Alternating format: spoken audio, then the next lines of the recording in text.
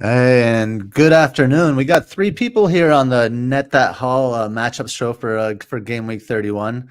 Happy to say that Kieran has come back, operating at the bookends of a holiday festival, I guess. So Kieran is the miraculous one here. FPL underscore Discomfort is joining us down below there.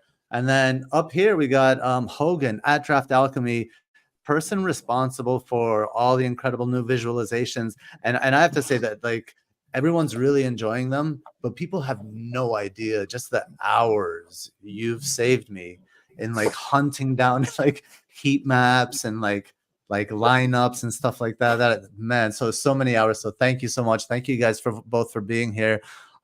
Start with you, Kieran. Just say hello. How you doing? If you want to talk about your game week or your weekend, it's all good. Yeah, no, I'm doing well, thanks. It was a nice, relaxing weekend for me down with family in the Devon coast, so kind of away from a lot of FPL. And I think you and I last week were talking about the dilemma where Gabriel was my only defender that I could kind of rely on going into this week, and I somehow managed to come away with him, Kirkus, and Moreno all getting clean sheets. So quite miraculous this weekend, and that definitely probably the highlight for me. Right on, Hogan. Tell us about about yourself for a little bit and the game week if you want. Yeah, doing well. Just pulling up my score here real quick. I think I did okay points wise. Let's see here. Okay, 61. I'm kind of hovering around the 150K mark. Yeah, I mean, I'm looking forward to kind of the quick turnaround. International break was a long one. It felt nice to be back in kind of the groove. And it's nice to kind of go back to back after such a crazy game week 29 to do like 30 and 31 back to back and just kind of build ourselves back up. So with that in mind, we are going to try to make this like a super quick show, despite, you know, we do have three on here. But obviously the deadline is tomorrow. So we want to put this out and wanted to make this easy to consume. So with that in mind, we will go on to the we'll move right into the FPL philosophy for this game week. FPL philosophy game week 31 comes to us from Hildegard von Bingen. It's around the 11th century. She said, cause and effect are not linear but circular, each flowing into the other.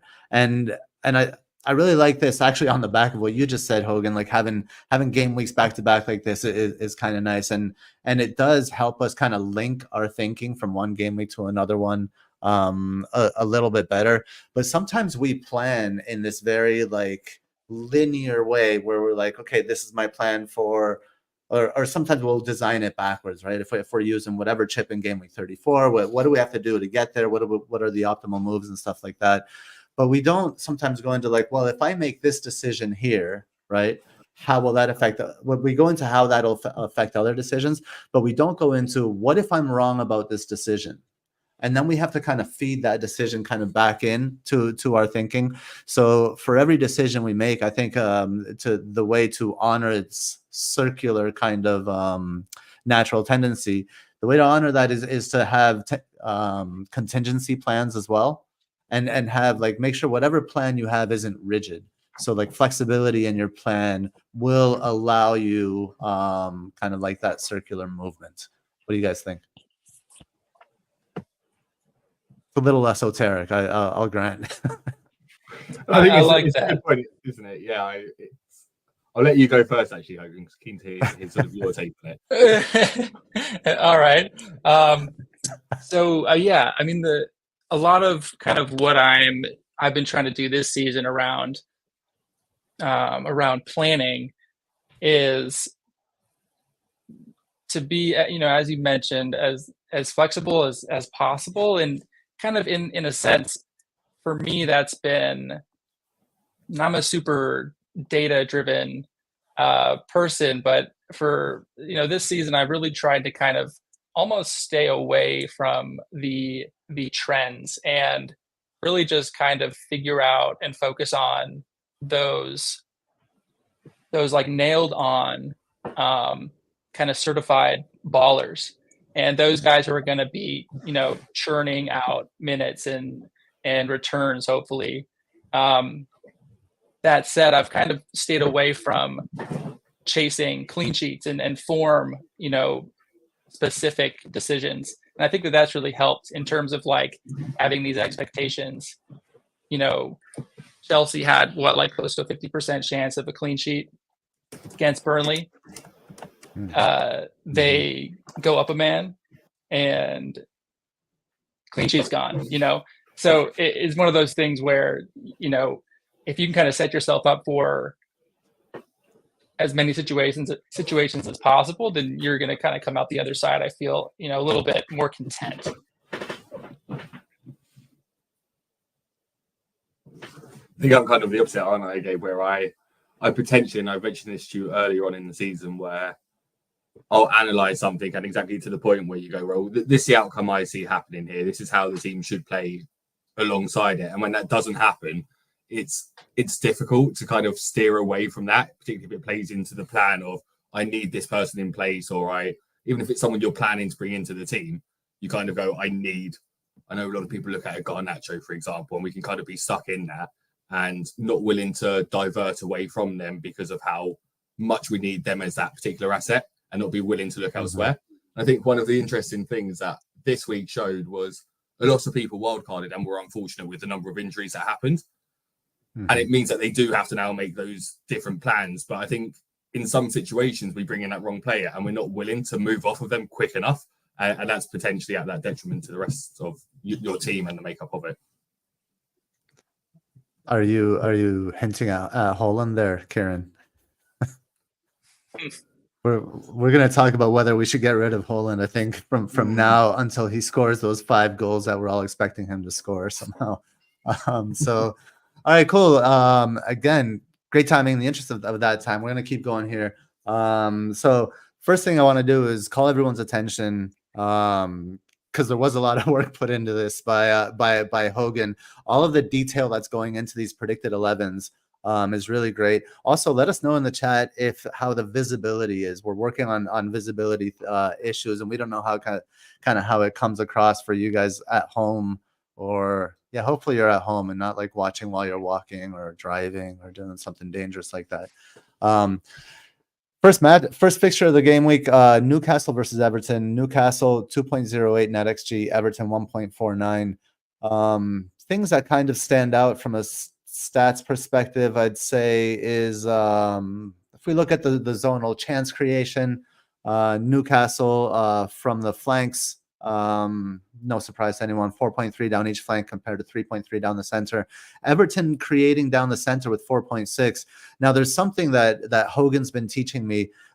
Kieran and I mentioned in last week's show that all of this, like reading your maps, is like a learning process for us here. So one thing that I guess you had mentioned recently to me is overlaying, like overlaying the maps, and like you're looking for areas that kind of like combine to be read. And you one thing we were talking about recently is that the zonal chance creations, they're kind of incorporated in expected threat. Is that right? Like, oh yeah, absolutely. That's what's so nice about expected threat. It's kind of provides a pretty holistic sort of a context to the game.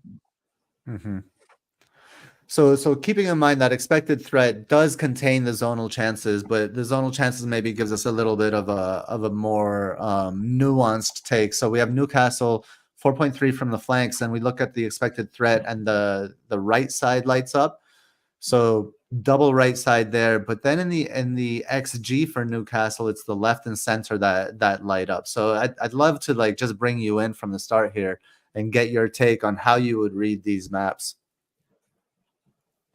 Yeah, so first thing we can kind of go over is kind of really what expected threat is. I have a bit more of a long-winded sort of explanation. I don't know if it's the pinned tweet, on the Bird app on my account, but basically what we're looking at when we're looking at threat is we're only looking at successful events. So a successful dribble, a successful pass. The expected threat value is that's assigned is based on where the ball is progressed from. So if you're making a lateral pass from center back to outside back, that's, you might even be losing threat in that sort of a situation. But if you're finding a successful pass, in between the lines in the half space, that's going to get you a lot of threat built up over those kinds of actions. So when we're looking at these zonal maps, we're looking at most frequently, where the ball is moving forward and into dangerous areas. So I like to think of this as kind of either the pass before the assist or the pass before the shot. So your shot creating actions. So we're looking at, so I think that Mikolenko is injured or had a virus. I think I was reading. He might not. I'm not sure if he's owned heavily or not. Probably Braithwaite is the one who's got some decent ownership. Maybe Pickford too. Newcastle tend to. Last time I looked at the numbers, they tend to not take many shots, but take high XG shots.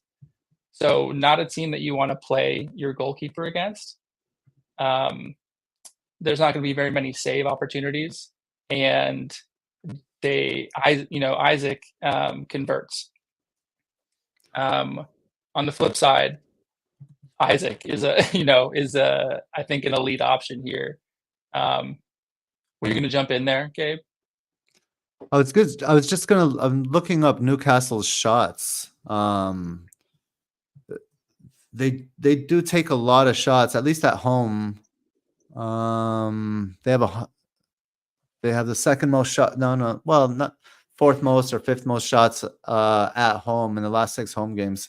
Away, In terms of on target or just total shots? No, not total shots. Not on target. I don't have the on target data readily available. Sure. So let's bring it to bring all of that to this game. If we're gonna look at Newcastle, I mean, from a chance creation perspective, maybe it looks like Livramento might be playing on that right hand side. That could be a source of creativity. Fabian Schär could be a source of creativity. And I look at the XG as kind of like where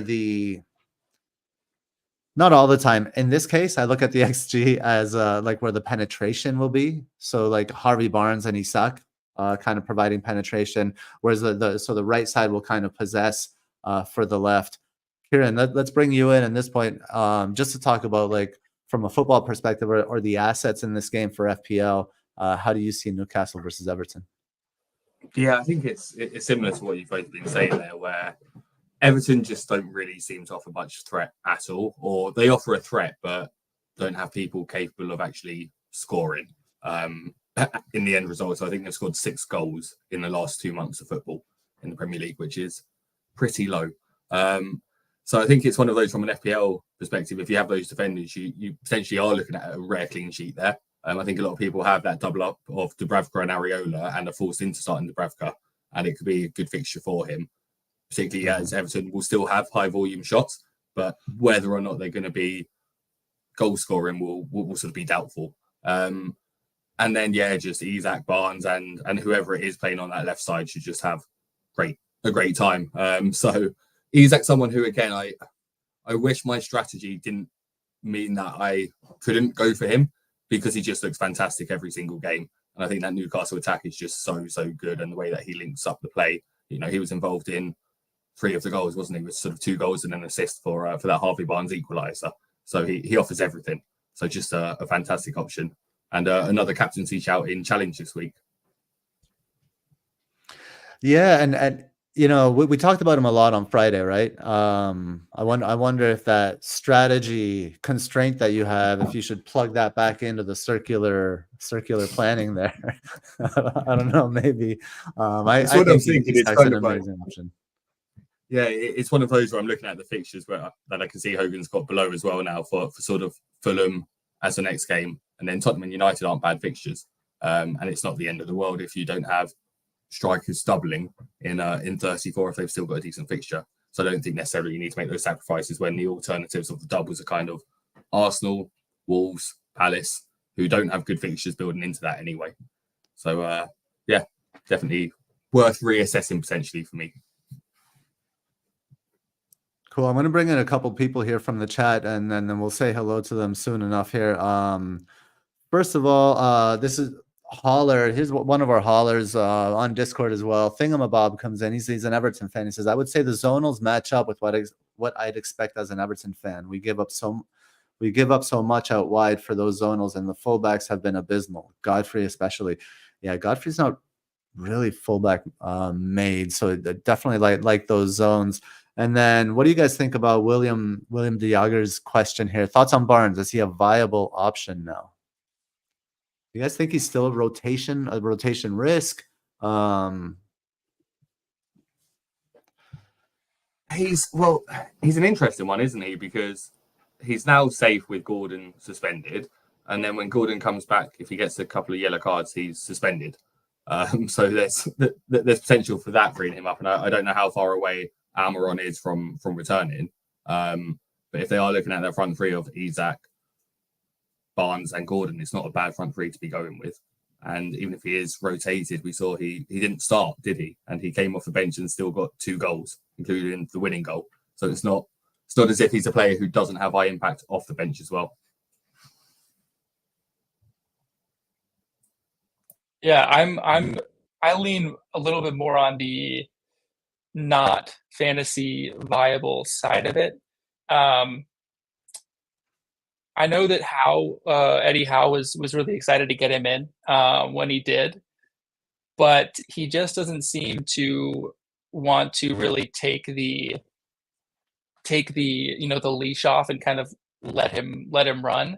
I think he's a little bit worried in terms of him coming back from injury and having been out for so long, and now that he's healthy, I think he wants to keep as many pieces in play as possible, since they've been hit so hard with injury. So I think that, Eddie he's someone who very rarely changes their lineups. He's not very tactically flexible. We saw Barnes in a pretty advanced and exciting role when he was injury-free at the beginning of the season, involved in everything.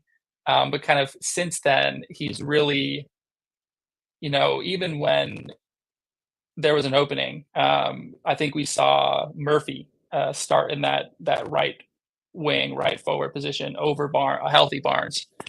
It's just those kind of things where it'll make me think twice, about bringing somebody in like that, I think.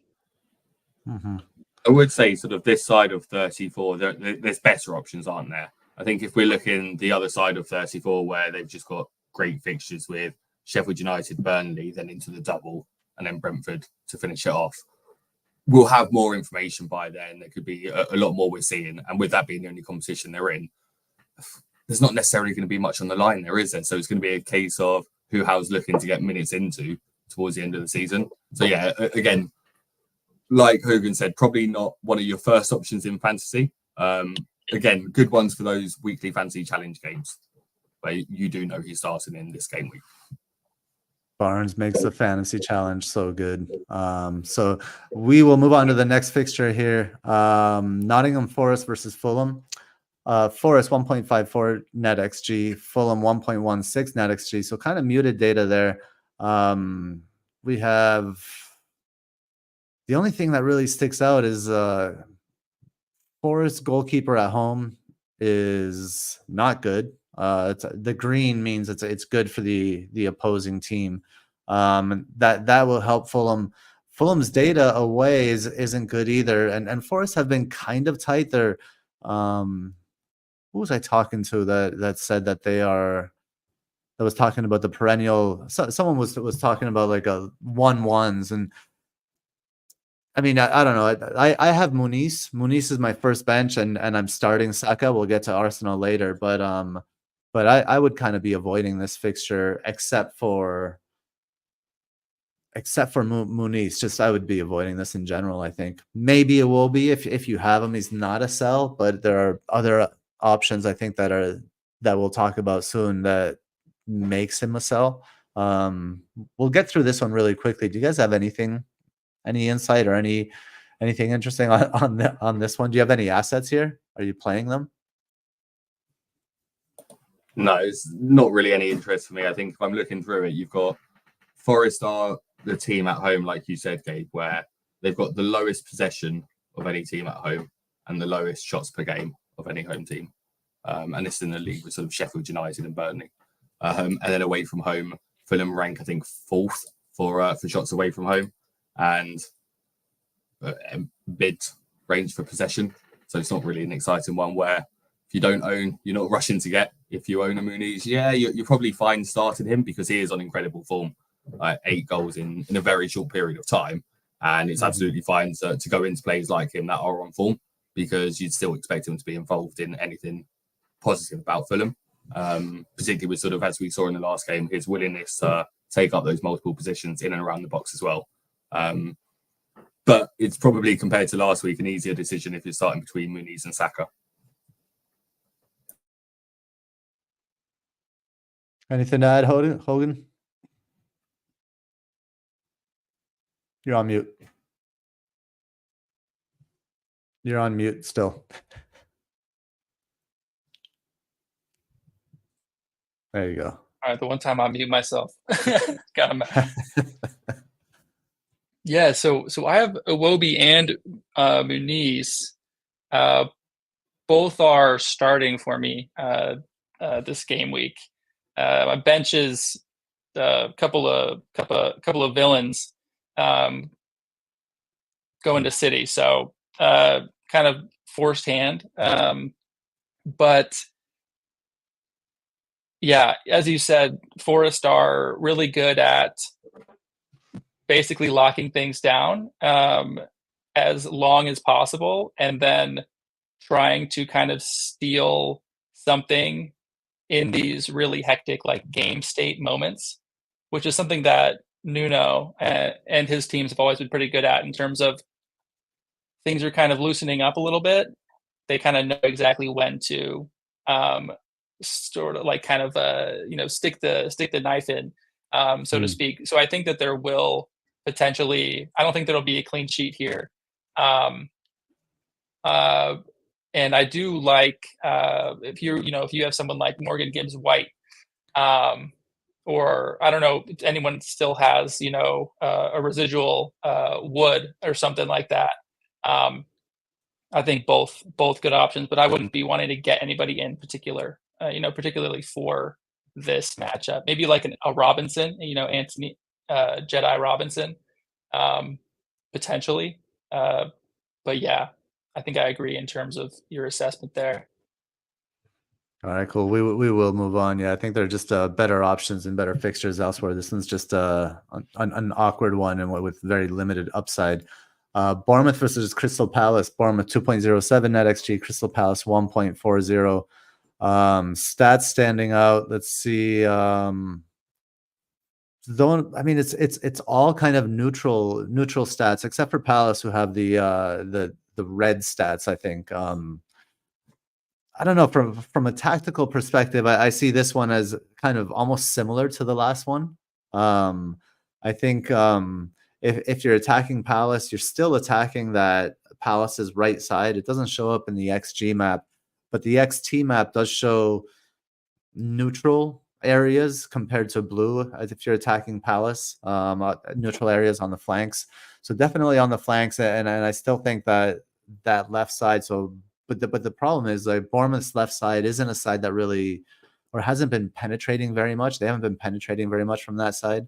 They kind of hold possession on that left hand side and penetrate from the center or right. So I think it's just a tactically awkward fixture, and I think every asset, including people are excited about Eza right now. I think every asset is quite limited here. Hogan, let's go to you on this one. Do you have any assets in this game?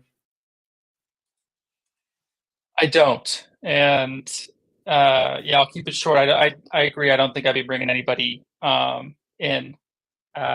You know, start your Neto if you have him in goal. But you know, other than that, yeah, I mean, a lot of people have Solanke. I shipped him for Muniz, but that's an interesting one. What do you guys think about somebody like Solanke in this one?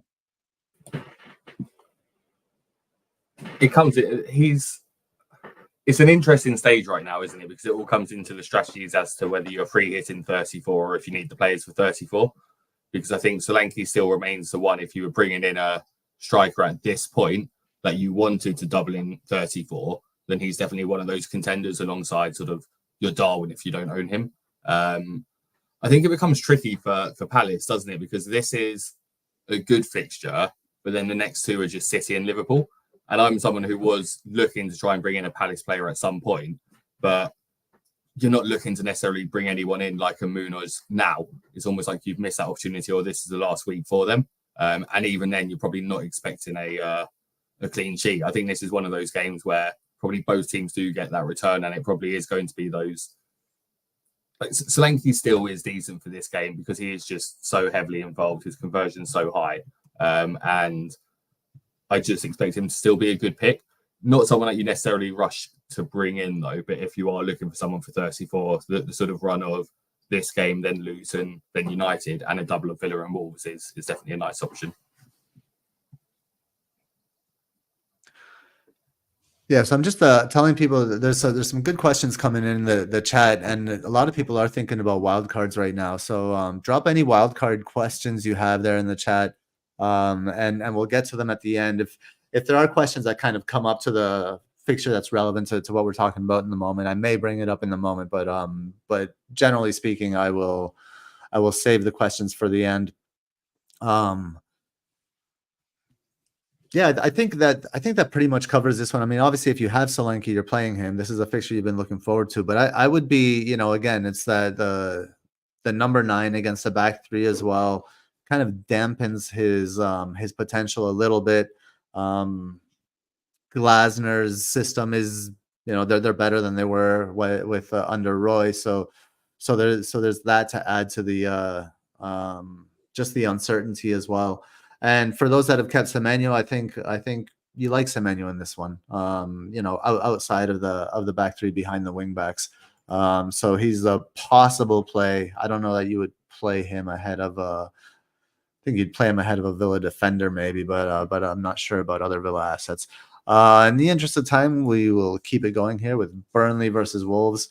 Talk about muted data. Burnley 1.34 NetxG, Wolves 1.64. Not much difference there. The shot-based goal predictors, haven't mentioned them yet. They've been there hasn't been much differentiation, which is why we haven't mentioned them. I think it probably looks like, you know, we'll be looking for Wolves assets. I like the players on the outside. You know, Hogan, you put here that you have Sarabia starting up top in a front 2 with Cunha. I have to say I like the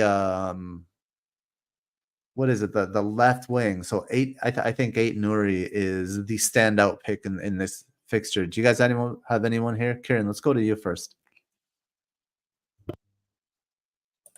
I don't have anyone in this game, but again, 8 Nuri does feel like a great option in this game. At the same time, I don't really fancy Wolves at the moment. I think Sarabia is going to be heavily involved, and at his price point, it's just a great option. You know, what is he? I think 4.7, 4.9. Either way, he's very cheap, and he is 4.7.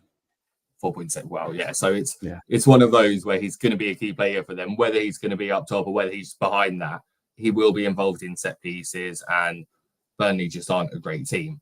But at the same time, I think this is a good game for Fofana. You know, he's had a rest. So he's not necessarily going from Saturday, Tuesday, or to Wednesday.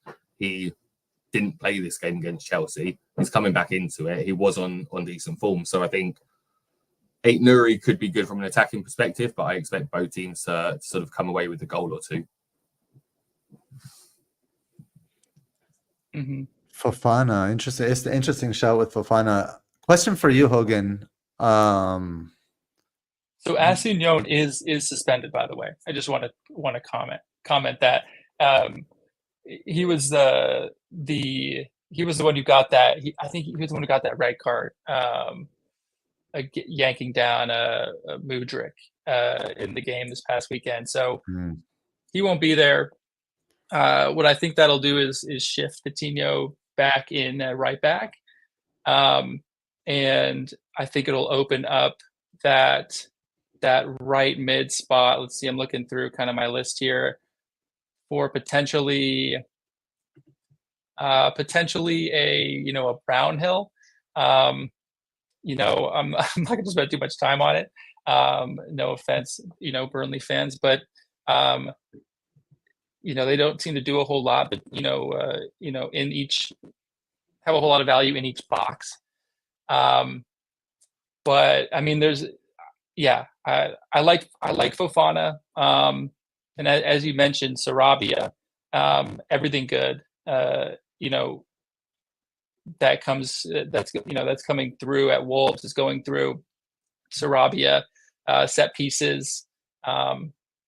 If you have him, you're definitely taking advantage of this matchup. I think one thing I may say that's going to kind of counter me thinking both teams could score, but actually just looking at your predicted lineups, it's worth mentioning that Muric's come in now to take that Burnley goalkeeper spot and has been unreal since coming in. He's not been keeping clean sheets, but just save wise, and if you look at his performance stats, it's fantastic. And I know people are looking to sort of move off of Areola, and whilst he doesn't have a double in 34, fixture run is decent, and they play, I think, Sheffield United in 34. So not a bad game at all. So he's someone who I think he has made a difference to their team and their defence. They're not losing games as heavily. He's saving shots that previously Trafford was conceding. But again, doesn't really change much. Not necessarily rushing to bring in a Burnley player. Just if you're forced into that goalkeeper option, it's worth throwing into your thinking. Yeah, that's a good shout. I left him out on accident. He'll be starting. Yeah. So I don't know. I feel like O'Neill's teams. I think Wolves are just inconsistent. I find, and I think like they go 2 games where they're not doing well, and we think that this old kind of like uninspiring Wolves is going to come back, and then they come out and they play like 2 bangers and like tactically brilliant and so I don't know after They lost to Villa. They lost to Coventry. They had a good game against Fulham. I don't know. So I could see. I don't think Wolves are gonna get. Combs says that he thinks. What did he say? He said he thinks Burnley could get something here. But I think Wolves are, one, better than we think. They're just inconsistent. And 2, I wanted to ask you guys both: Sarabia or Garnacho? Who's a better asset? Right now, I'd say I'm a big Sarabia fan. Yeah, on pens. Go ahead, Kieran. Yeah, I'd go with the same. I think just in terms of how the teams are performing right now and the fixtures, I prefer Sarabia. Mm-hmm. Yeah, same. And I agree with BW Splitter here in the chat, and you mentioned it as well, Hogan. The Assignon missing is kind of a big deal. But the problem is it would be Nelson Semedo maybe trying to take advantage of that, and he's a disaster. If he gets the ball in the final third, it's who knows what's going to happen. So I don't think Wolves are kind of in a position to take advantage of that one.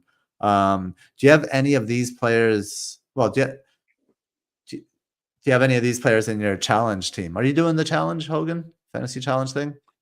I haven't opened it up. I took a peek last week, but I think it's forward score double. Is that right this week? Is that what it is? This week forward score double. I haven't had a chance to go back and look at how I did last week, but Cunha, I mean, the question mark is over whether he starts. I think O'Neill said a couple weeks ago, I think maybe in the middle of the international break, that he was close. He was training with the team. He's such a fun player to watch. Like he's one of those players that makes Wolves. It makes you kind of turn on a game like this. Otherwise you might be skipping, your Burnley Wolves game. He's one of those players who can take a ball that's chest height and turn and beat somebody. He's exciting. I don't think that if there was maybe one more piece in there, like a Huang or a Pedro Neto, I think that helps to grease things. I don't think that Sarabia and Cunha alone have enough to really create that upside that you'd be looking for in somebody in your fantasy team, personally. I think it is worth mentioning, O'Neill did say earlier that Cunha will definitely be in the matchday squad, barring any late setbacks. So not saying he's starting, but said that he'll be in that squad. So yeah, but again, doesn't clear him to necessarily be starting. But if you are looking for someone from that challenge perspective, if you are looking for that sort of wild striker to get those double points, he's the option. I think Fofana, and I can't quite put my finger on it, but he's just in mine, and I can't move off of him, even though there are other options out there. I just like the way he plays, like how direct he is, and I like the fact he misses chances as well, because it's a similar sort of player to a Darwin and a Jackson, where you get a bit of enjoyment in a sadistic way watching them and going, that could be more points, and looking at challenge kind of thing. It's a bit more enjoyable. Okay, Kieran going for the double Ds. I don't think I have anyone in my 8 Nuri.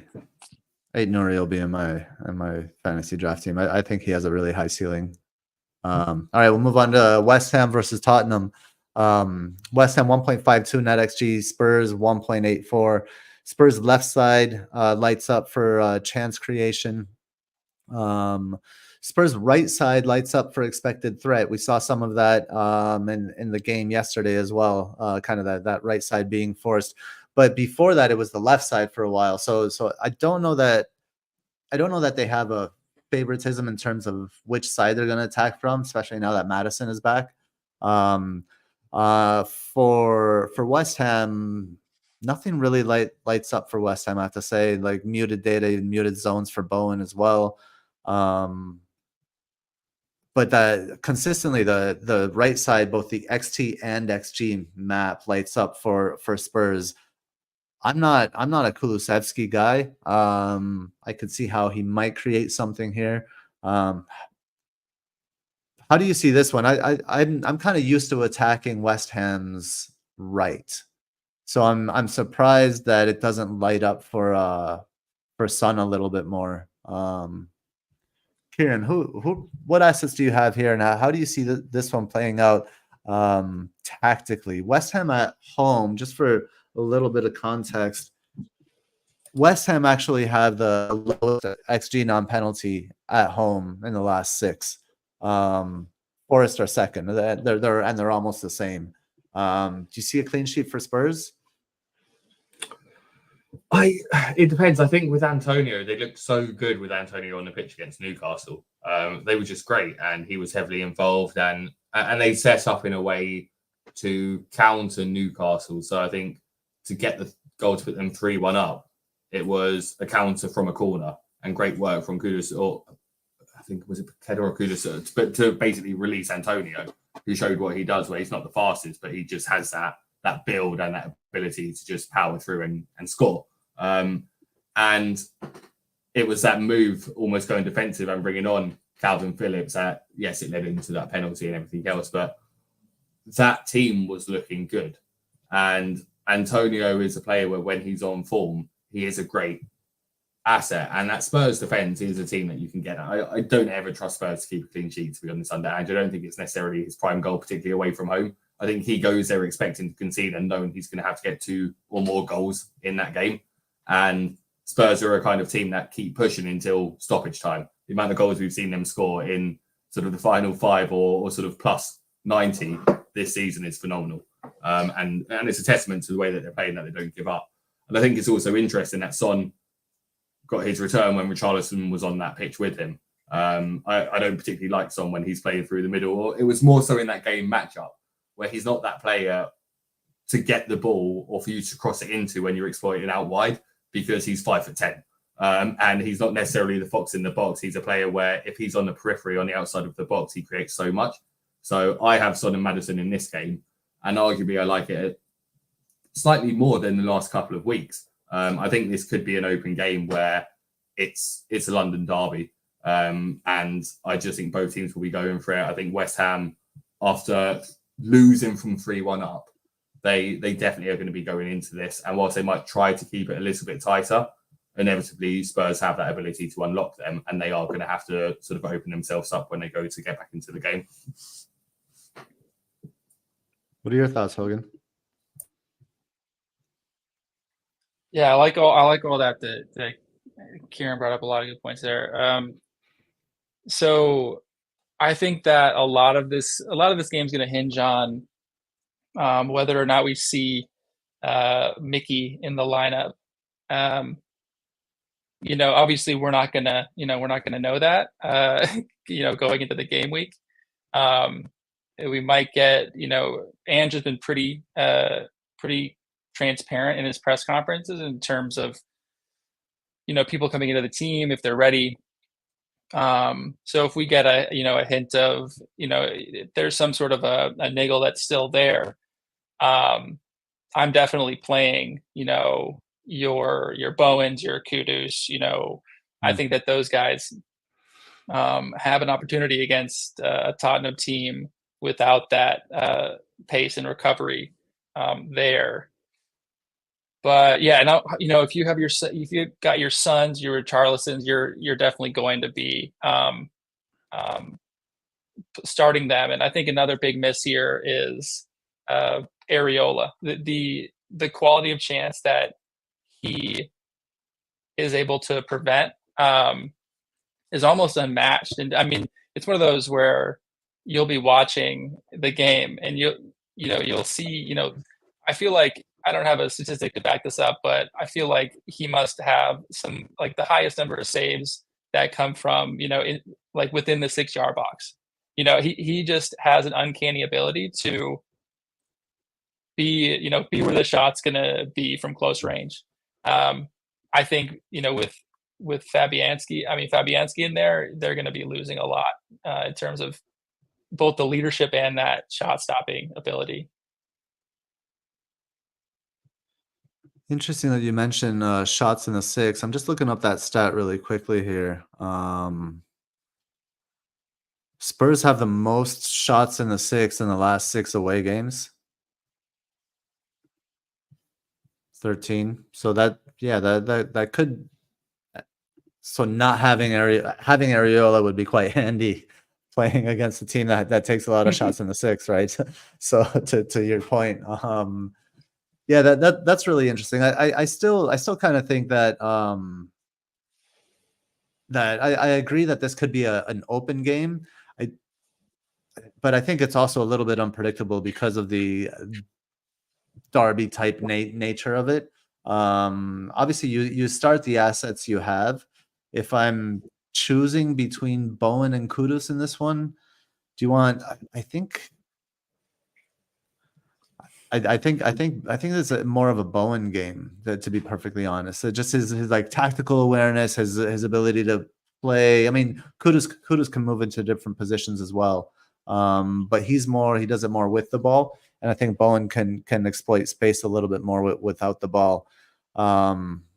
But again, this is like, I feel like there are a lot of awkward matchups with a short turnaround. There are very there's a lot of parity in the fixtures, and with the short turnaround makes it a little bit difficult to predict. Chat Sports asking if anyone thinks that Kulu gets dropped.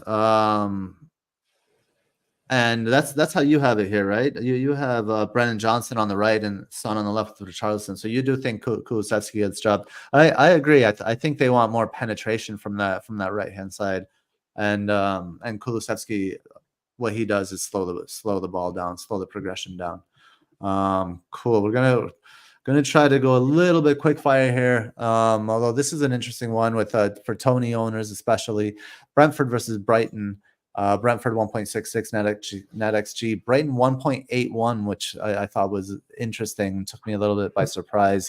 Brentford's zonals, at least from a chance creation perspective, are really bad. But then when you look at the XT and XG maps, it's all blue. So it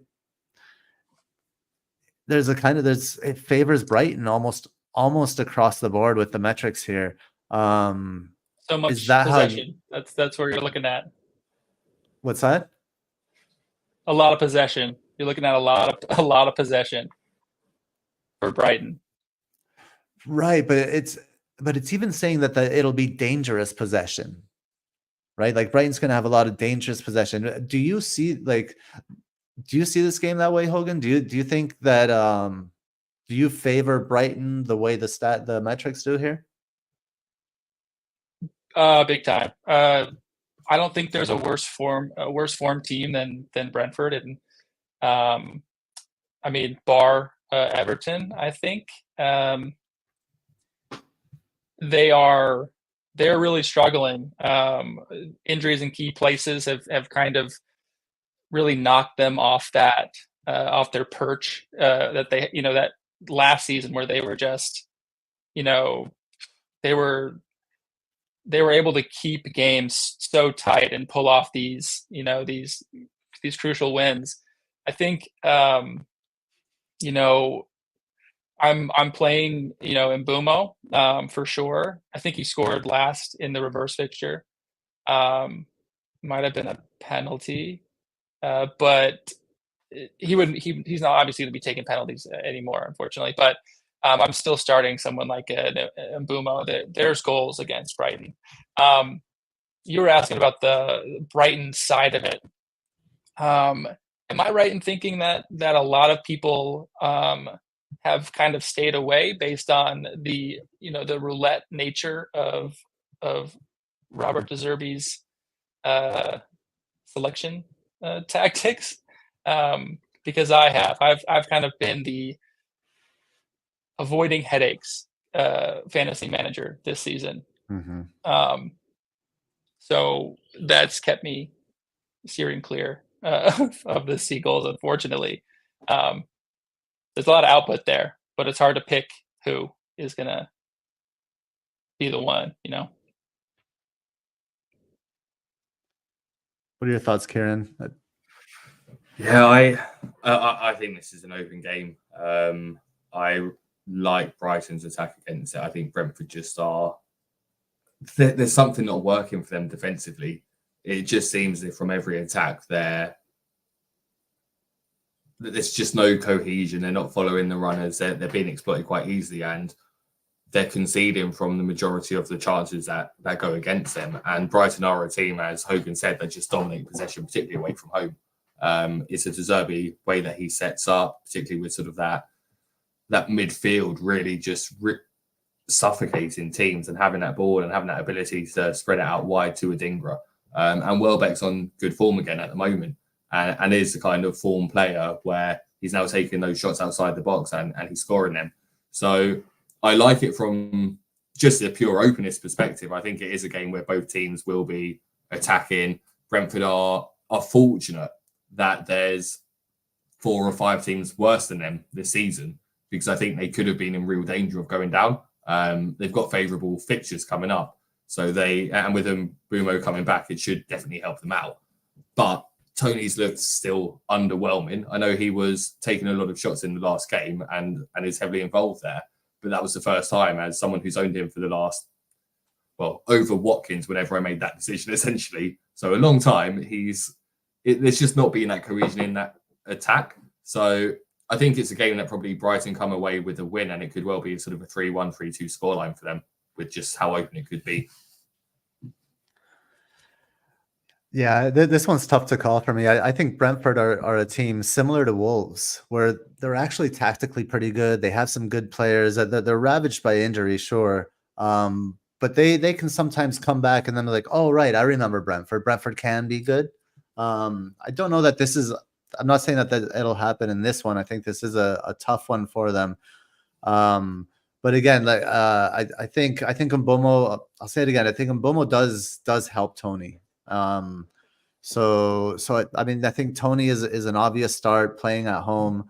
Brighton are open. They like to push forward and like to attack. So you're starting him.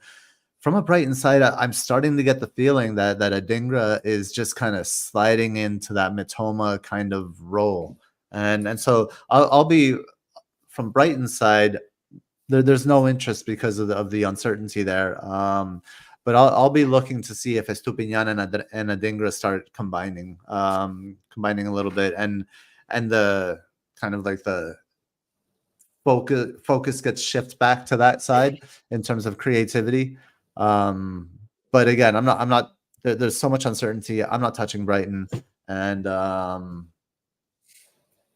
yeah, again, it's a tough one when the stats are so even. Moving on to Manchester City versus Aston Villa. I mean, look at these stats. Like nothing's in green except for maybe the left and central zones for Manchester City with 4.3 each. Man City 1.51 NetxG at home. Aston Villa away. We know they're a different beast. 1.27 their NetxG away. Red for Aston Villa. White neutral stats for Manchester City. The XT map is obviously showing the flanks for Manchester City. They possess a lot on those flanks. You have Bernardo Silva on the right, combination Doku, Grealish, whomever on the left. But then the XG is kind of flipped, right? We have Villa with the only red, although it's light red, slight pink there. XG map in their top left zone there. So again, another awkward one. Shockingly, I don't have like Holland. I get the idea of Holland getting in behind maybe high line. I don't think Emery's going to go to the Etihad and play a super high line. He does crazy things, but I don't think it'll be like that. So I think this is just another awkward one, and Holland is not in a captain consideration for me this week.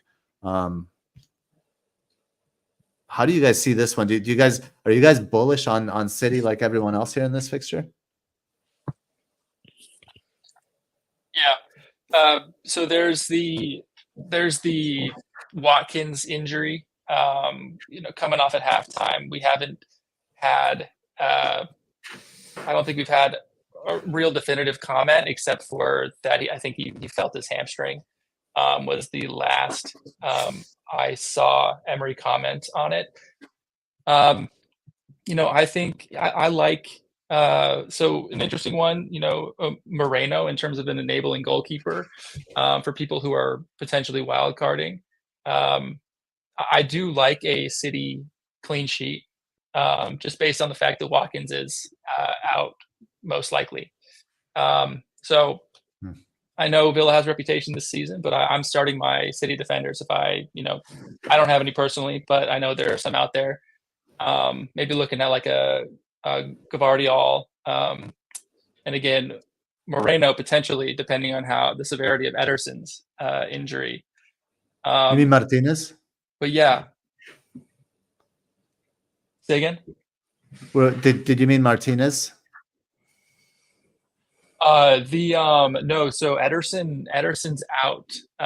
So in terms of that goalkeeper, what is he? Oh, Ortega, Moreno Ortega. Yeah. Moreno. Yeah. Okay. Yeah, I use Moreno, realizing that there's another Moreno on the other side of the pitch. But yeah, I'm benching all my Villa, playing my City in Foden and Holland for sure, and my City defenders. I think I like them for a clean sheet. Do you see a clean sheet, Karen, for City? No. I know there's no Ollie Watkins, but I see City bouncing back after, a goalless draw against Arsenal. They will definitely be scoring, and I'd expect them to get a couple of goals against Emery and Villa. But I just think with the way that they'll play and approach this game, it will be different to that Arsenal game where we saw them just controlling a lot of the possession and really just getting down the wing, passing it back around, really looking for those opportunities in behind, but not getting many touches in and around the box. I think this game they will, and it'll be because of that lineup with Grealish and Doku. But I think it also leaves them vulnerable on the break. And I probably see this game where, they have to start Bailey and Diaby, who both have a loss of pace. But I also think they'll probably start Zaniolo as well on the left-hand side. And I think it then just gives them so many options on that fast break. And with the way City will approach it, it will be different to the Arsenal game, where they're not going to be so patient with the ball at the back trying to pass their way out of it. They will be looking for the fast breaks, etc., and potentially not paying as much attention to what they're doing with those passes, which does leave that opportunity for Villa, who also do have a high press, and particularly if they do have those three players, to be able to nick that ball there. So I see a comfortable City win at the end of it, but I don't think it will necessarily be a comfortable game for them. I think it probably finishes up with like a 3-1 scoreline, but I think we see more of a tight affair with Villa maybe getting the early goal or pulling one back pretty early into the game.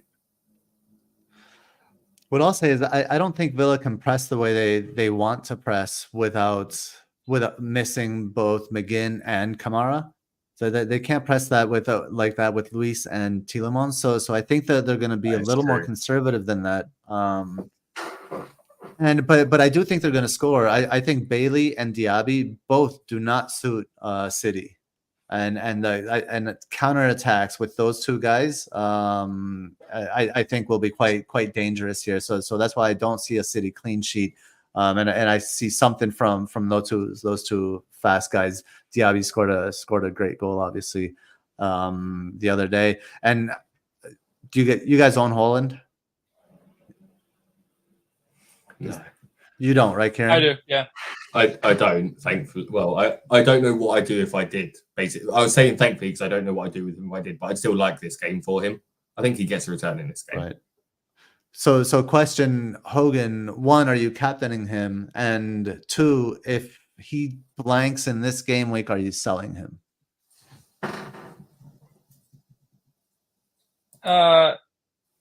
So for answer your first question, I got Salah, so I'm not captaining Holland, unfortunately. You can't pass up that Sheffield fixture for Salah. If he doesn't bag, if he doesn't return, am I selling him? On the next team, I had the most, so the time of the season when I had the biggest jump in overall rank was when I went Hollandless. So, I mean, it was fun. It was just more fun too, because it's always such a predictable conversation, when he doesn't blank. It's kind of nice to kind of be able to tune out when that sort of conversation is happening, on socials or, on your favorite podcast. So I'm definitely not against it. I wouldn't say don't do it, but with the likes of, Watkins out, I mean, what other options potentially, are there? Yeah, I don't know. It's a tough call. What makes you suggest that though, Gabe? Because I know they've got the City game between that Palace and Luton fixture, but looking at that run of games, I still think he'd start all of them, and I think Palace and Luton are still decent fixtures for him, obviously, with someone like Haaland. I think the time to sell him was probably before that blank Liverpool-Arsenal run, that if you held him through that, you now want him for these next 3 fixtures. And then, maybe he gets a break after that. But in a weird way, I see probably the game, if he's not going to start any of the games, or one where maybe Pep's not prioritising as much over the other 2 competitions, I think it could be that FA Cup game against Chelsea that he could well get his rest. So I still think he's someone, if you own him, I wouldn't be looking to sell. I guess what makes me ask that is just this idea. I think what Hogan said, that the time that he's risen in rank most is when he got rid of Holland. And you look at Holland, his lack of involvement for a while now. And can you? Is there a benefit to going Isak over Holland? For example, we talked about Isak's fixtures. He has the fixtures like Holland does, arguably, and the form like Holland doesn't, right? Also, Isak, he won't have any European fixtures. Holland is going to have Real Madrid sandwiched with Luton sandwiched in between, right? I think Holland plays. He may have limited minutes, but I think he starts every game when healthy. But he's not as effective. He hasn't been that scary monster that we learned to love last year, right? So and then hold on. Sorry. Go ahead. I was just going to say, do we have I think most people probably have Watkins in their team as well, right? So it's more he's the person you're moving on, and then do we have that many striker options? So if you've got Watkins and Haaland, you're moving Watkins on, and outside of an Isak, Darwin, maybe a Muniz, you still would rather a Haaland over probably a Muniz. I know they're completely different price points, so it's crazy to be comparing. Gabe, are you on Haaland right now? I am, but I am considering selling, to be honest, for Isak. And then you think he's after Villa, he faces Palace, which is a back three, and he faces Luton, which is a back three. He didn't do great against Luton, away to Luton, right? And then Brighton, away to Brighton. It's a fine fixture for him, but it is away again. They're not going after it. Then Forest, we just talked about how Forest is keeping the XG down when they play home, and that game is away as well. Like is the upside that we think is there? Obviously, he has potential in all of these. These are good fixtures. I'm just wondering, are these other players with equally good fixtures? Are other players with equally good fixtures better at this point? I don't think there's any fixture equally as good as Haaland against Luton. That's fair. And that could potentially so it's all really how you frame it, and it's really tough to do that in a particular way sometimes when you're looking at so many options, because you want your confirmation bias for what you're going to do anyways. You probably already know in your head what you're going to do, what I want to do. You're trying to back that up. And you're gonna so I mean, we can all listen to us talk about fantasy, but in the end I'm not gonna listen to you, Gabe. I'm gonna go and pick my guy, and that's what makes it fun. But I mean, the amount of what you can get from Haaland in that one game at Luton could be 3 or 4 weeks worth of another striker's output. So I mean, if you bet against the market every single time, you're going to go, you're going to go broke. Every once in a while, it's okay. But if you have him, I'm not getting rid just yet. I think the key thing, I saw someone post a stat, and I can't remember who it was on Twitter earlier, and it was going, Watkins replacements. And when you actually just look at Haaland's stats compared to every other striker, still, regardless of how he may have been off a form recently, it's like 26.65 expected goal involvement, of which he's got 25 goals and 4 assists this season. And you compare that to all of the other strikers, you go, it's 29 goals and assists this season. And he's got a fixture run of Villa at home, Palace away, Luton at home. And then Spurs, I do think the time probably to get rid of him was against those teams that were looking to keep it tight because they're in a title race against him. And those games, the Arsenal-Liverpool games, were must not lose for both of those teams. I think if either of those teams had lost that game, they were out of the title race. Whereas City dropping points, they're not out of it. It's Man City.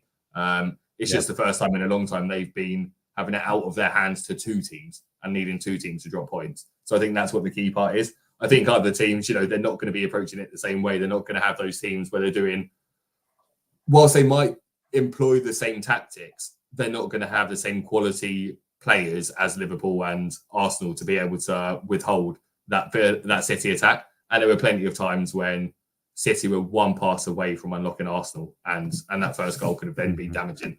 So I think against a team like Villa, I like him. And like Hogan said, that Luton game, whilst they might have kept him quiet in one game, it's every ball goes to him. I was just watching the game as an Arsenal fan yesterday, and I was with my parents, and they asked if I wanted to go to the pub. I went, well, no, I'm hoping it's the boringest game in the world and will make you regret ever leaving the house. I want nothing to happen in this game. But every time even the cross went to Haaland, I was closing my eyes. And we've got good. You got your wish, though. I did, but I don't think Villa sort of have that same ability against someone like Haaland, who he doesn't like going through a drought. And he is the kind of person that when he hits, he will come back with a vengeance and he will bite back hard. And probably this is setting him up well for that game against Real Madrid, to be honest. Yeah, I don't disagree. And actually, I'll take on the Luton fixture with the Spurs fixture. I think the Spurs fixture is better for Haaland than the Luton fixture. So we'll do a little gentlemanly side bet here. Haaland versus Luton against Haaland versus Spurs, and I bet he scores more versus Spurs. Okay. I think we have just the last one. Yep, this is the last fixture here of the game week. Chelsea hosting Manchester United. Chelsea 2.0 NetxG, Manchester United 1.43. Red across the board as far as the stats go. Chelsea zonal chance creation center, 5.2 chances down the center, 4 down the left and 3.8 down the right. If we look at the maps, XT map for Chelsea lights up red on the right side there. Thank you, Cole Palmer. And the XG map lights up down the center. And then for Manchester United's XG map lights up on the left again. It did last week again, but again, when we remember who's playing there in Rashford, probably nothing will come from that. And then there's just like a slight kind of neutral area as far as the XT goes. So heavy favoritism for Chelsea here. Cole Palmer is an obvious start. I think he obviously can create damage in many different ways, but I like him kind of causing chaos a little bit between the lines for Manchester United. And again, there's been Nico Jackson, but there's the yellow card issue, so I doubt we're bringing Nico Jackson in. But question, I guess let's start with fantasy challenge for this last one. Nico Jackson in your fantasy challenge drafts for this game week? I hadn't thought about him before seeing this. I might think a bit more about him now, because I was looking for that third striker option, and I'm going a bit rogue with mine this week potentially. Yeah, he's definitely one worth considering, just looking at how those matchups are and how United have looked in this game. And in a weird way, yeah, I agree with the NetxG in this game, where I think probably Chelsea edge it. If anyone's going to win, I think it's either a score draw or Chelsea come away with that 2-1. And everyone's going to have Palmer in one fantasy aspect or another, just with his involvement in absolutely everything. But Nicholas Jackson is just that potential high upside pick, particularly in a game week where you are getting those double points.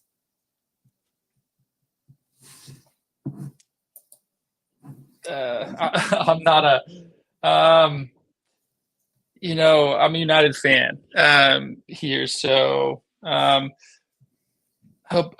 try not to let that color my opinion here. So if you would pay attention to the last outing, our spine, our two center backs that started at the weekend at the G Tech are down for the count, which I actually don't think is too much of a bad thing. I actually, when I've seen Maguire and Martinez together, I've liked that partnership. Our defensive efforts are like a tenfold better when he's in there. I really think that this could be, and I know the market doesn't agree, but I think this could be, it would be so typical of United to have is this the turnaround moment game against this Chelsea team? So I might even be looking at the other side of the pitch in terms of a striker over Jackson potentially. I can see that actually. I can see a match against a somewhat dysfunctional Chelsea, an under pressure Chelsea that misses chances for fun. I could see that being the game for United. You guys certainly kind of like took it to them at Old Trafford, right? I think that game took It everyone was by a weird surprise, and game. it was so weird. Yeah, weird game. Bizarre. Um, but yeah, I don't know that, and I'm not saying Nico Jackson is an option, but I think obviously Cole Palmer is the obvious standout, and he will make things happen. I don't know. I don't know. I don't know that Varane gets benched after his recent performance. He came off. He That came would- off injured. Oh, did he? See, I didn't know he was injured. Yeah, yeah. See, I didn't. okay. I didn't include him in my injuries there, which is so. But yeah, it's a big miss for sure. Maybe he'll be fit. Maybe don't think so though. Question from the chat here from Nandish: who looks better keeper to start in this game, Petrovic or Onana? Got both. He's got both. So so I think there's similar question marks around Chelsea backline. So Gusto went out. He's a big outlet for them. So one of their best, arguably their best center back, is going to get shifted out to right back, which is what Poch has been doing with Dizazi. Mm-hmm. I think I would be going Onana in goal. We've shown the ability to be able to kind of lock things down, and he's a bonus point esque goalkeeper. Couple of key passes potentially this season, if I'm not mistaken. Sure. Yeah, I like Onana. And I think I'd go with Onana as well. I'm looking at the goalkeeper metric there. Looks good for Onana. 0.3 is decent. He's saved 5 of 11 big. United have conceded 11 big chances in the last 6 away, which is not great, but not terrible. And Onana has saved 5 of them. So say Chelsea are limited to 2 big chances in this one, Onana can save 1. I like him better for save chances. If I like Chelsea to get more attack than United, and I like United's goalkeeper better, I think that combination leads to maybe higher probability of saves. So I agree. I'm with Onana in this one. Kieran? Yeah, no, I'd agree with that. I think one of the stats I like looking at just in terms of goalkeepers is post shot expected goal per shot on target. So basically what their success rate is after a shot on target goes against them. And in all the top 5 leagues, he ranks 19th, but actually in the Prem, he's 3rd. And that's behind Vicario and Martinez, where he's sort of this season at 4.5, which is particularly high.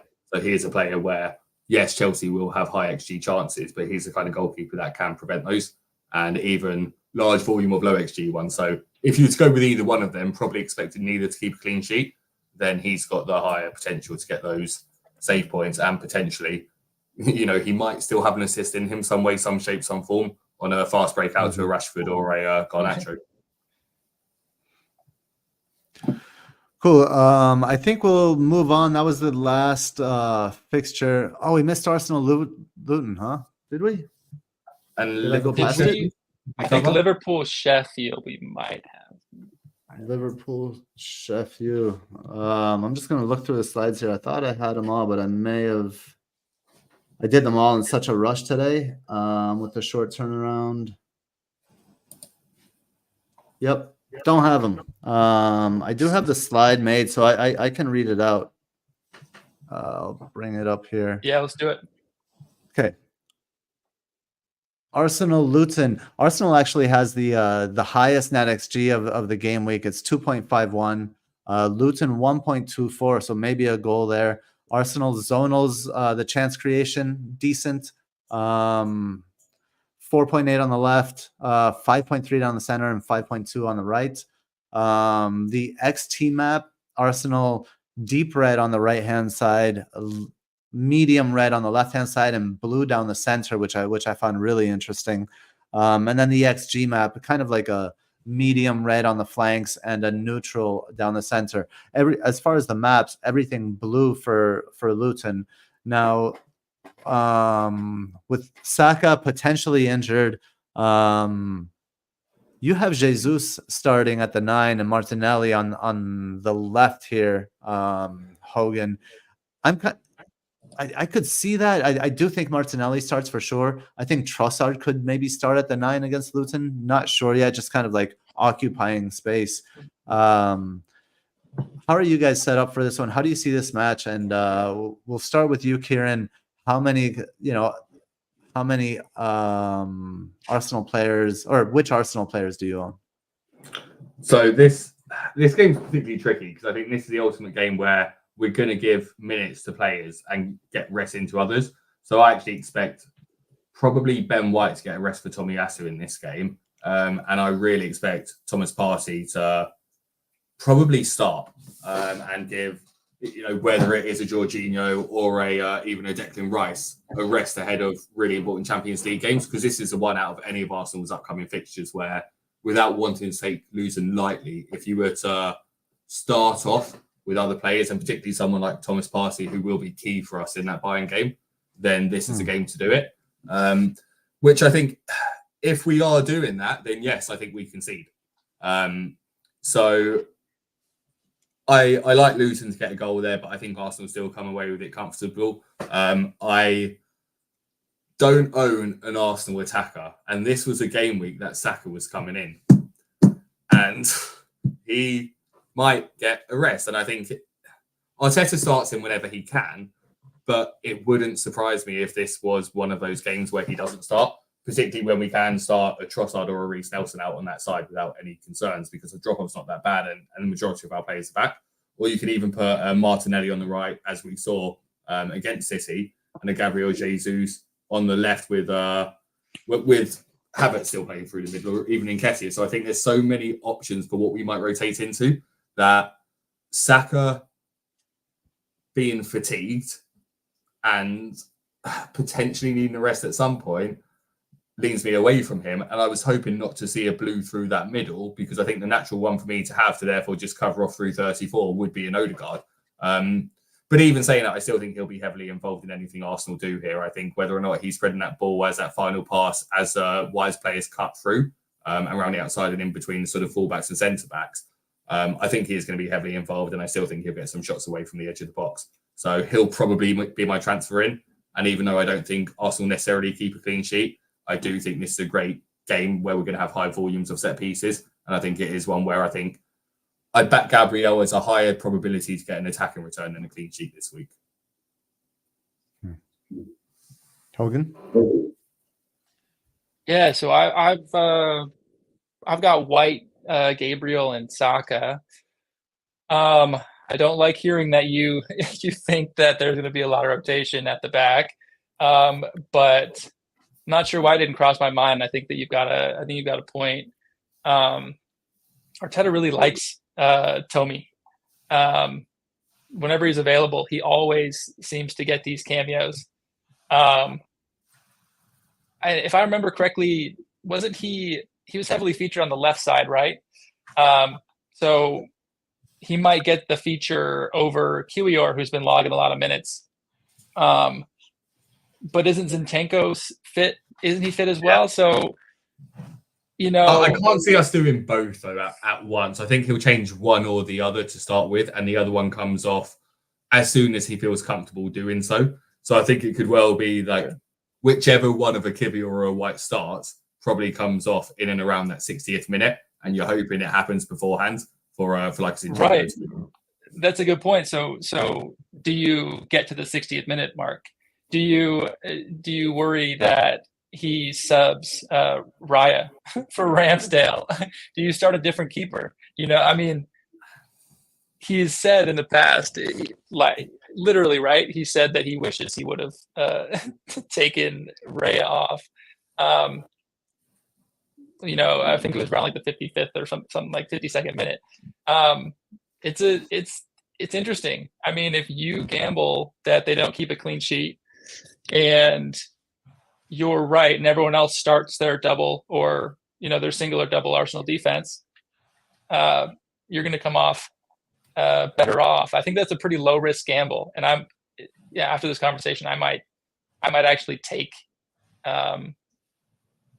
take the hint and maybe bench both my Arsenal defenders potentially. I'd still like them from set pieces, though. I do think sort of a Gabriel is likely to play throughout if he starts. I think it is just a Ben White, and it's not beyond Arteta to decide at halftime when, let's say, it's a 3-0. Great, I can take off whoever the other fullback is that I didn't start and give them a break now, which is obviously the worst thing that we have as FPL managers, sort of being on your way to a nice, comfortable, clean sheet and then losing it out there. But even still, I do think Luton will get that goal against us just with the way they attack. Luton are a team I genuinely love watching them, and we said it last week, but this time round against Spurs, they got the goal early. Sometimes they're happy to go 2 goals down and then decide to start attacking teams. But either way, you can never rule them out of just going at their opposition and getting a return in it. So, yeah, I think it'll be a high-scoring game. But it's just about picking those right assets to have in your team.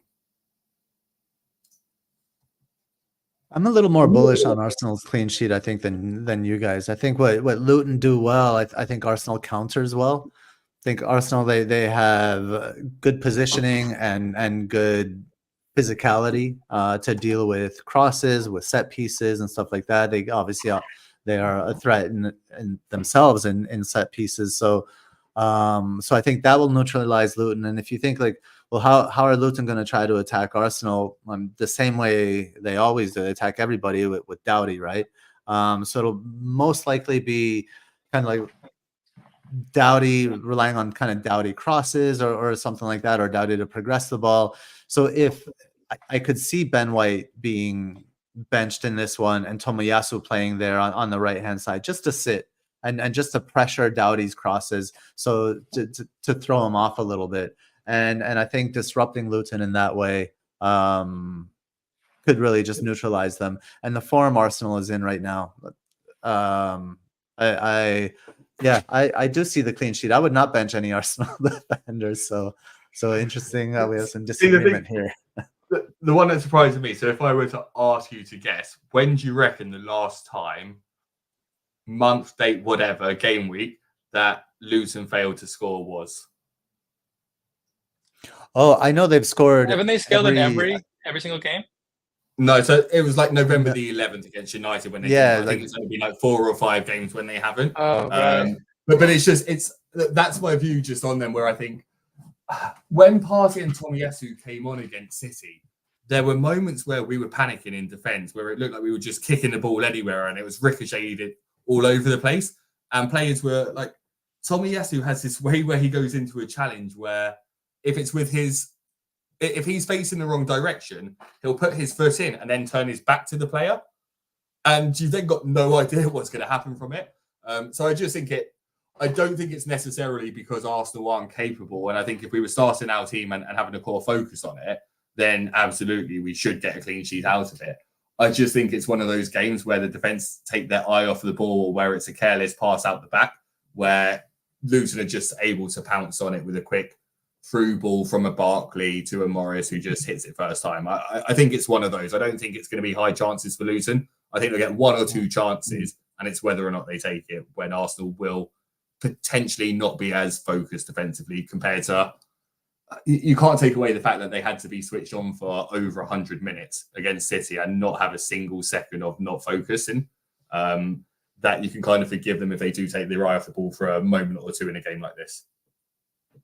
You could also potentially see some rotation with Luton too. I mean, you wonder if potentially they kind of see this as almost a free hit, and that benefits Arsenal in terms of having some new faces on the field. I wouldn't put a lot of I wouldn't bet a lot on that, but the fact that Doughty's a doubt, I mean, that's a huge hit. Yeah.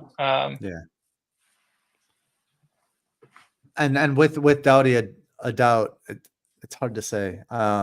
Maybe you don't need Tomiyasu on the right there to deal with his crosses, right? So maybe Ben White does play. Nandish says Kivior played 210 minutes for Poland, who will likely be the one of the two to not start. Gabriel, Saliba, and White will start, as my prediction as an Arsenal fan. That certainly makes That's a good point. some sense. Yeah.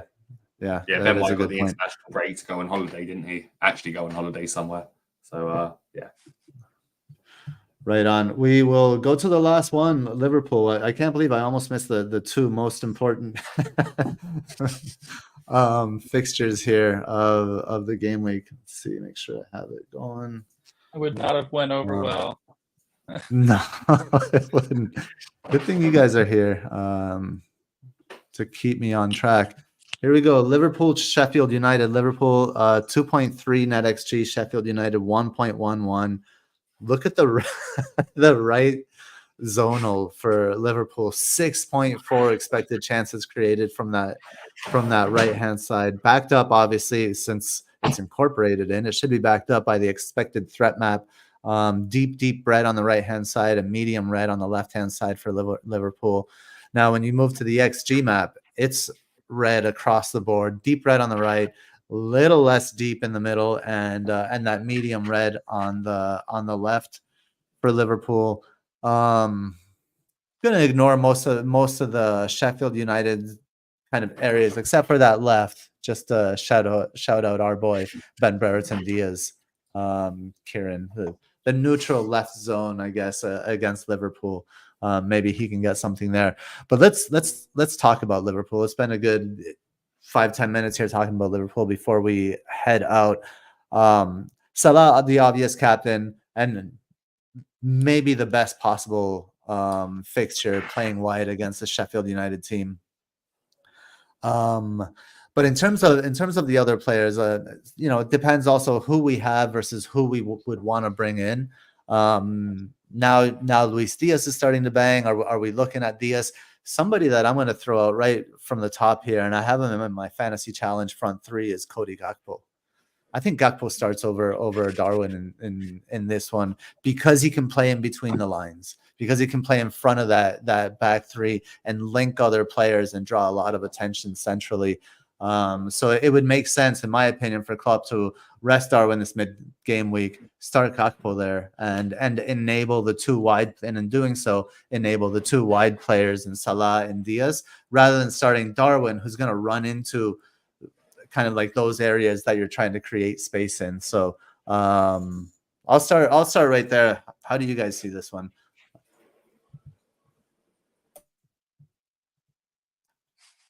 I agree, based on my predicted XI there. Although I think that it's Diaz that gets the bench. I don't know. I don't remember Nunez's minutes internationally, but I'm pretty sure that Diaz had a lot of traveling and some decent minutes there as well, and also injury history. I wouldn't be surprised if there's even more rotation than what we see here, with potentially. I mean, it would be a travesty, but what if we see potentially Elliott, Harvey Elliott at right wing, Salah, making way.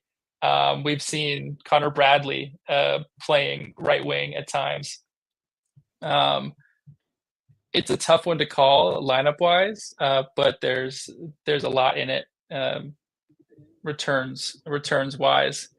If you look at that on the predicted XI graphic, there's that 2.5 indicator, which is your market over 2.5, and it's pretty high. That's no joke. Takes a lot for it to get for sentiment to be that. So there's a lot of goals. It's just hard to predict where they'll come from.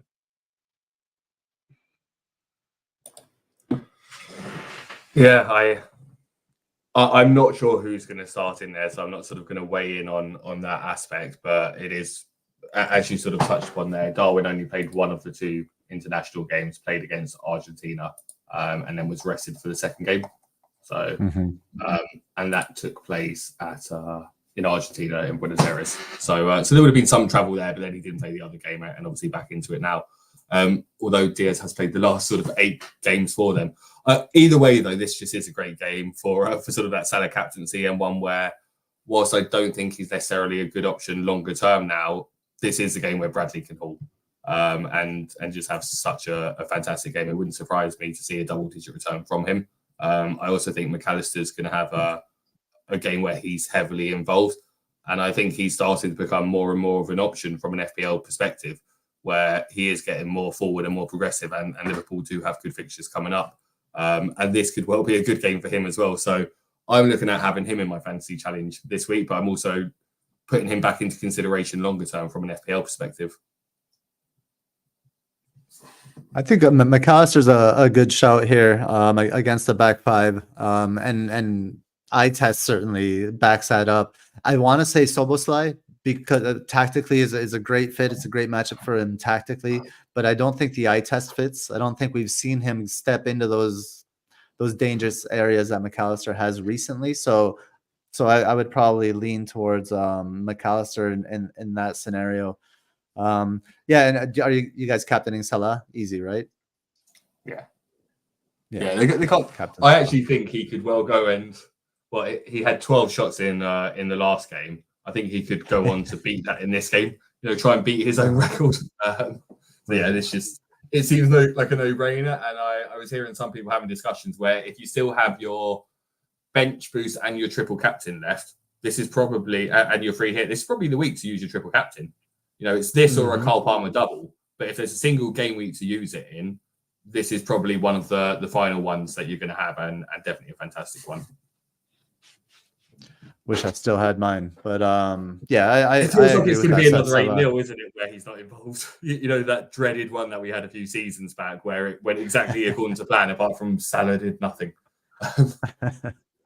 Yeah, I miss Southampton. Man. I don't, because I didn't have any Spurs assets in that 9-0.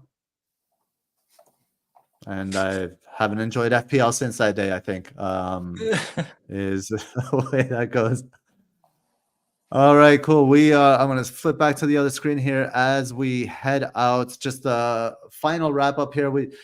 We are short on time. I have to pick my kids up at school, so I'm going to just breeze through this. I'll put the thank yous up. I won't read through them. Anything stand out for you guys? We have Arsenal with the highest NetxG 2.51, followed by Liverpool 2.30, then Newcastle and Bournemouth coming in kind of at third, and Chelsea at two flat.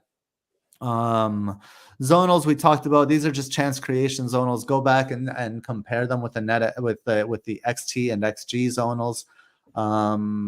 Anything to add here, just as a final thoughts for the overview?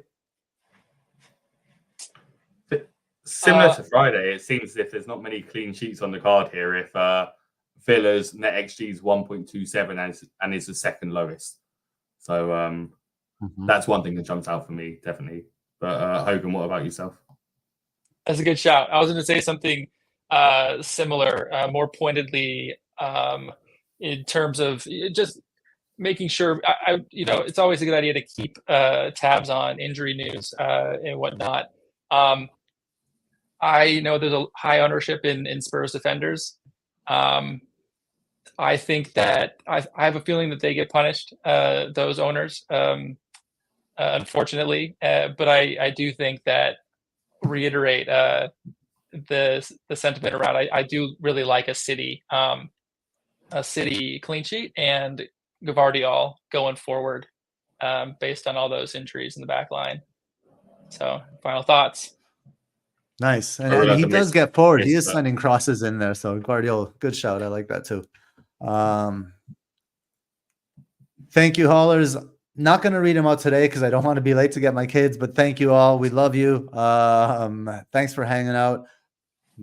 Even equally important, thank you, Hogan. Thanks for all your hard work, all your visualizations, and thanks for the development. Like, you're never happy. You're always like thinking, you're always thinking about it and thinking how you can tweak it and improve it. And that's really inspiring. And thank you for saving me all the time on the matchups threads and everything. And Kieran, legend once again, appreciate you bringing the miracle this holiday weekend. Thanks for all your support, guys. Thanks a lot, Dave. Let's see. Lastly, we didn't get to really people I didn't shout out people in the chat. Val is joined, K7 is in there, Com is in there. Again, in the interest of time, I'm going to skip that part of the pod and just say kind of like one last thank you to everybody, one last thank you to the haulers, and as always, peace.